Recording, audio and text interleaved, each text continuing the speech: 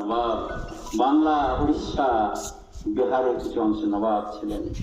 সেই নবাব বিশ্বাস করে তাদেরকে ব্যবসা করার জন্য অনুমতি দিয়েছিলেন।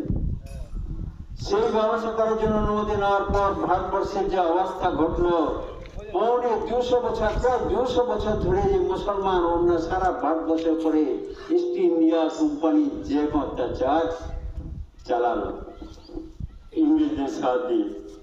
ইংরেজ তখন এলো, আস্তে আস্তে কাঁচা মাল রপ্তানি আরম্ভ করলো। এখানকার ভালো চিনি, চামড়া, বিলেত থেকে তারা কাপড় এনে দিত। আবার আমাদেরকে বলতো নীল চাষ কর। কি মাস্টার? নীল চাষ, যে চাষটা মানে কোনো মানুষ সাথে চাষিদের মধ্যে কোনো উন্নত হতে পারে না। যেমন আমাদের ধান চাষ, তুলা চাষ, দেখছেন বিভিন্ন চাষ। সে নীল চাষ এমন একটা চাষ যে চাষটা বিঘেতে এই কিছু সময় পয়সা পেতেন, সব লস। কিন্তু জমিদার তখন দাপটে জবরদস্তি নীল চাষ করাতো। যদি কোনো চাষি নীল চাষ না করতো, তাকে পেছন দিকে হাত বেঁধে, খুঁটিতে বেঁধে তাকে চাপ খানো হতো, অত্যাচার জুলুম করা হতো। এই জুলুমে অত্যাচারে মানুষ আর এদিকে জমি নিলামে রেখে দিত এবং কর্জে সুদের পর চক্রবর্তী সুদ নিয়ে শেষ নাশ করে দিয়েছে, শেষ করে দিত।